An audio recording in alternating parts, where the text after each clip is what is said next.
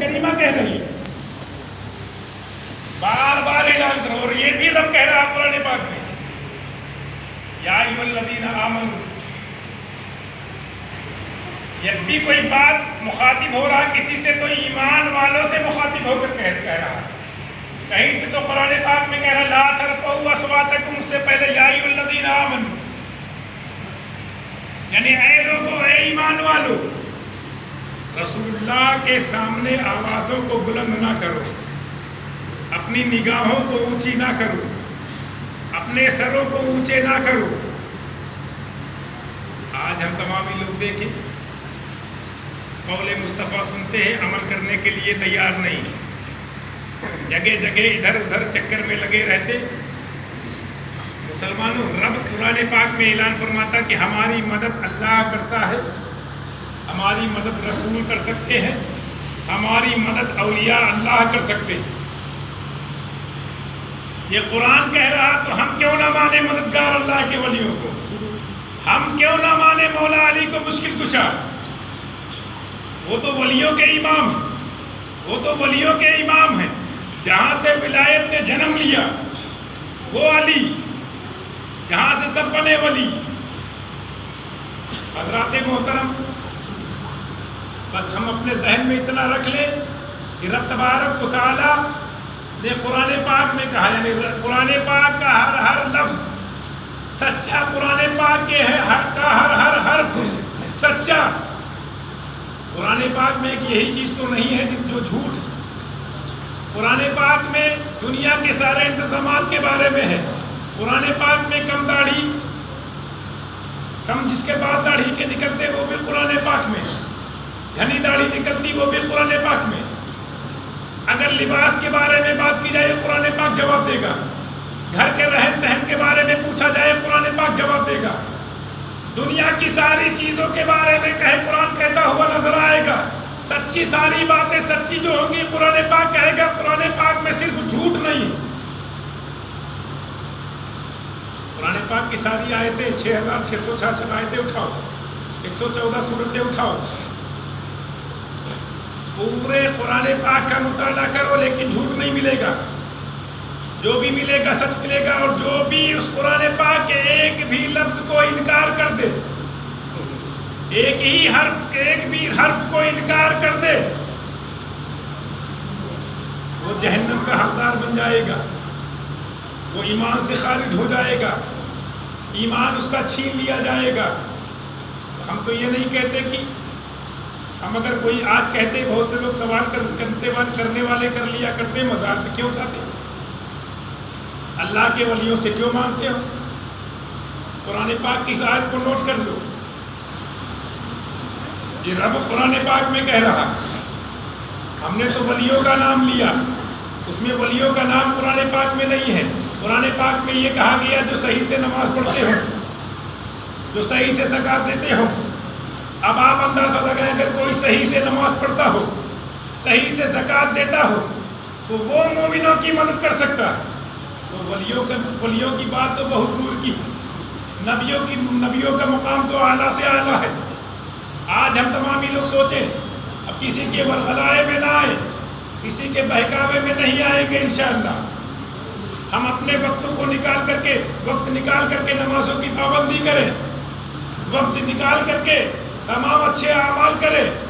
جب سارے کاموں کے لیے ہم وقت نکال لیتے ہیں، تو ہم قرآن پڑھنے کے لیے وقت نکال لیں، سارے کاموں کے لیے وقت نکال لیتے ہیں، تو نماز سیکھنے کے لیے وقت نکال لیں.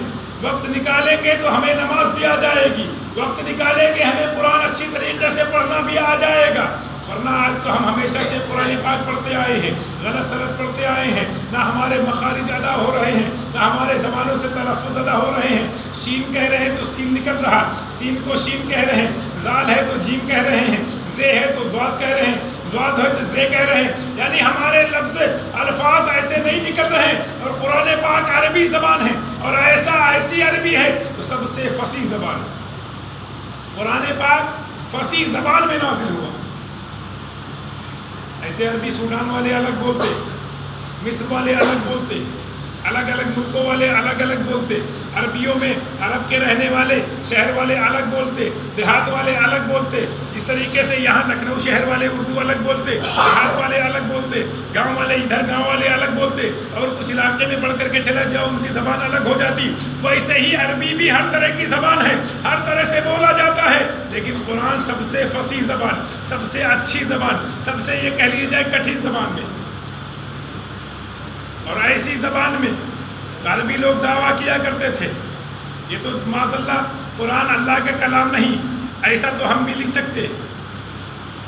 تو قرآن نے چیلنج کیا کہ لاؤ ایک سورت لے کر کے آؤ، تو کافر حیران رہ گئے، پھر کہا گیا لاؤ ایک آیت ہی لے کر کے آؤ، تب بھی کافر حیران رہ گئے، نہیں لا سکے، کیونکہ یہ اللہ کا کلام ہے، دوسرا خدا نہ ہوا نہ ہو سکتا، اور جس پر نازل ہوا ویسا دوسرا نبی نہ آیا ہے نہ وہ آئے گا۔ میرے نبی پر قرآن پاک نازل کیا گیا، اور قرآن پاک ایسا ہدایت والا کلام ہے کہ ہم اگر پڑھیں اس سے راہ راست پر ہو جائیں گے۔ قرآن پاک کو مکمل طور پر ہم پڑھیں، قرآن پاک کو تو عربی میں پڑھنا جانتے ہیں، عربی کے علاوہ اس کا ترجمہ ہم بالکل نہیں جانتے۔ ارے مسلمانوں، ہمیں تھوڑی سی بھی اگر اردو آتی ہو تو قرآن پاک کی ایک سورت پڑھو، اس کا ترجمہ بھی پڑھو، ترجمے والا قرآن لے لو۔ نہیں پڑھنا آتا ہے تو وقت نکال کر ایسے وقت میں آ جاؤ، مدرسے آ جاؤ، یا کوئی ایسا وقت متعین کر لو، 2-4 لوگ مل کر کے اس میں ہم پہنچ جائیں گے، انشاءاللہ ترجمہ مکمل طور پر سکھا دیں گے۔ اور قرآن کا ترجمہ جب سیکھو گے، قرآن کا ترجمہ جب پڑھو گے، تب معنی مفاہیم معلوم ہوں گے، تب معلوم ہوگا سورہ فاتحہ میں اللہ تبارک و تعالیٰ سے بندہ کیا کہتا ہے، الحمدللہ رب العالمین کہتا ہے تو کیا کیا اس کا ترجمہ ہوتا ہے۔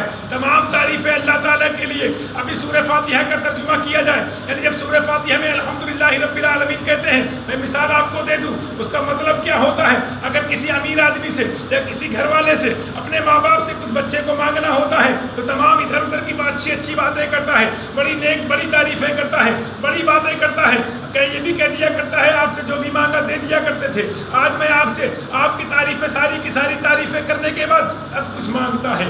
ویسے ہی سورہ فاتحہ میں اللہ تعالیٰ کی بارگاہ میں کھڑا ہوتا بندہ مومن جب نماز کے لیے نیت کرتا ہے، کہتا اللہ اکبر، ہاتھوں کو بلند کر دیتا ہے اور رب کی بارگاہ میں کہہ دیتا ہے، اے پروردگار، دنیا سے ہم دستبردار ہو گئے، دنیا کو ہم نے ترک کر دیا ہے، اب تیرے روبرو کھڑے ہو گئے ہیں، تیرے سامنے کھڑے ہو گئے ہیں، کہ تمام اس کے بعد کیا کہتا ہے، الحمدللہ رب العالمین، تمام تعریفیں اللہ تعالیٰ کے لیے۔ مالک یوم الدین، یوم جزا کا مالک ہے، تب اس سے مانگتے ہیں، کہتے ہیں ایاک نعبد و ایاک نستعین، تب رب سے مانگتے، پہلے تعریف کرتے پھر مانگتے، اور کیا مانگتے ہیں؟ مانگتے یہ پروردگار مجھے سیدھے راستے پر چلا، تو رب پھر پوچھتا کس کے راستے پر؟ سیدھا راستہ کون سا راستہ ہے؟ تو اسی قرآن پاک میں کہتے ہیں انعمت علیہم، جن پر تو نے انعام رکھا، جن پر تو نے انعام رکھا، وہ راستہ نہیں جن پر تو نے غضب فرمایا۔ تو قسم خدا کی ہم سورہ فاتحہ تو ہر نماز میں پڑھ لیتے، لیکن نہیں معلوم رب سے کیا کہہ رہے ہیں، نہیں معلوم کیا کہہ رہے ہیں۔ سورہ فاتحہ بھی دعا ہے، ہر نماز میں دعا مانگتے ہیں، ہر نماز میں سورہ فاتحہ پڑھا جاتا ہے۔ کوئی سجدے والی ایسی نماز ہی نہیں جس میں سورہ فاتحہ نہ پڑھا جائے۔ تو مسلمانوں، میرا آپ سے مؤدبانہ یہی کہنا ہے کہ آپ نماز سیکھ کر کے پڑھیں، قرآن پاک پڑھیں، دیکھ کر کے پڑھتے آج ہوتا نہیں۔ میں ایک چیز بات، بڑی کڑوی بات ہے لیکن بڑی سچی بات ہے، بچے کو مدرسے میں 1 گھنٹے آدھے گھنٹے کے لیے بھیجیں گے اور پھر سوچتے ہیں کہ 1 سال میں قرآن مکمل ہو جائے، جلدی سے جلدی ہو جائے۔ قرآن تو مکمل کرا دیا جائے گا لیکن کچھ نہیں آئے گا، کچھ نہیں آئے گا، اور قرآن مکمل ہو گیا بند کر کے رکھ دیتے ہیں۔ سال میں جب رمضان آئے گا تب پڑھیں گے، اور کچھ لوگ رمضان میں بھی نہیں پڑھتے، اور عمر بڑھتی رہتی، قرآن کا پڑھنا کم ہوتا رہتا، جب بڑھاپا آتا تب بھی پڑھنا کم کر دیتے، قرآن پڑھنا بند کر دیتے، بھول جاتے۔ بچے کو مدرسے میں 1-2 سال 3 سال زیادہ سے زیادہ بھیج دیں گے، اور اسکول میں بچے کو ہائی اسکول پہنچنے کے لیے، ہائی اسکول کی بغیر کوئی مانیتا ہے، نہ 8ویں کی کوئی مانیتا، نہ 5ویں کی مانیتا، ہائی اسکول تک پہنچانے کے لیے 10 سال لگاتے، کم سے کم 10 سال، اور اگر کانوینٹ اسکول میں پہنچ گیا تو 13 سال۔ 13 سال کے بعد ہائی اسکول میں پہنچتا بچہ، پھر بھی اسے صحیح طریقے سے سینٹینس نہیں آتے، صحیح طریقے سے اسے انگلش نہیں آتی، صحیح طریقے سے میتھ نہیں آتی، سائنس نہیں جانتا، 10 سے 13 سال لگانے کے بعد بھی اسے صحیح طریقے سے کچھ نہیں آتا، تو مسلمانوں 1-2 سال میں تمہیں کیا جائے گا؟ جب اسکول کے لیے وہاں 500 روپے 300 روپے 1000 روپے فیس دے رہے ہیں، اس میں ناغہ نہیں کریں گے، شادی ہوگی تو بھی ناغہ نہیں کریں گے، دوپہر میں آ جاؤ گے کھانے کے ٹائم، اور مدرسے میں صبح چھٹی بھی ہو جائے گی، کھانے سے پہلے دعوت سے پہلے چھٹی ہو جائے گی۔ کوئی ایسی شادی اب تک نہیں ہوئی جو صبح 9 بجے شروع ہو جائے، کوئی ایسی بارات نہیں ہوئی صبح 9-10 بجے چلی جائے۔ مسلمانوں کیا معاملہ ہے؟ قرآن سے ہم کیوں دور ہو رہے ہیں؟ ہمارا ایمان کمزور ہو رہا، قرآن کی محبت ہمارے سینوں سے نکل رہی، ہماری زبانوں پہ جھوٹ واضح رہتا، ہماری زبانوں سے برائیاں ہمیشہ آیا رہتی، ہماری زبانوں سے ہمیشہ دوسرے کی چغلی ہوتی رہتی۔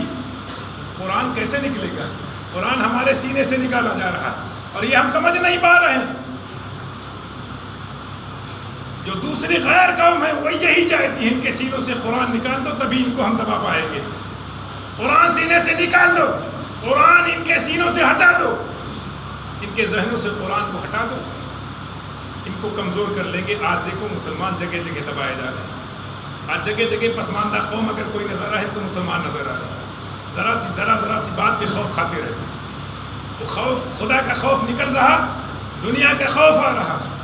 میں آپ سب سے معتمانہ گزارش کرتا ہوں، قرآن کو سینے سے لگا دو، قرآن کو پڑھنا شروع کر دو، قرآن پڑھتے رہو گے، قرآن سمجھ کر پڑھتے رہو گے، قسم خدا کی سارے خوف تمہارے سینے سے نکل جائیں گے۔ صرف ایک خوف خدا تمہارے سینے میں رہے گا، یہ خوف رہے گا رسول کی بات جب ہو تو خاموشی سے سنیں، رسول کا ذکر کیا جا رہا ہو خاموش ہو جائیں، زبان چلے تو سبحان اللہ کہیں، زبان منہ کھلے تو الحمدللہ کہیں، منہ کھلے تو اللہ اکبر کی تسبیح بلند کرے۔ حضرات محترم، بات کبھی کبھی ہوتی ہے کہ نہیں اسکول کیا نہ بھیجیں؟ ارے نہیں، اسکول کون کہتا نہ بھیجو؟ اسکول بھی بھیجو۔ بچہ دوپہر میں آ جاتا تمہارے لیے، مدرسے کا ٹائم تو تمہارے مطابق، اسکول کا ٹائم اسکول والوں کے مطابق ہوتا ہے، جب چاہو تو نہیں بھیج سکتے۔ دوپہر کے بعد اسکول بھیجو بچے کو، کوئی مطلب نہیں، فیس تم 1000 روپے کی جگہ 2000 تو نہیں مطلب، مدرسے میں فیس بھی نہ دو، 1 روپیے کی ضرورت نہیں، تب بھی اپنی مرضی سے بھیجو گے۔ کیا معاملہ ہے؟ مدرسے کی اہمیت ختم، قرآن پاک کی اہمیت سینوں سے نکل گئی۔ مسلمانوں، تقریر سنے کم سمجھے زیادہ، میں آپ سب سے یہی گزارش کرتا ہوں کہ پروردگارہ ہم سب کو ان چند باتوں پر عمل کرنے کی توفیق عطا فرمائے۔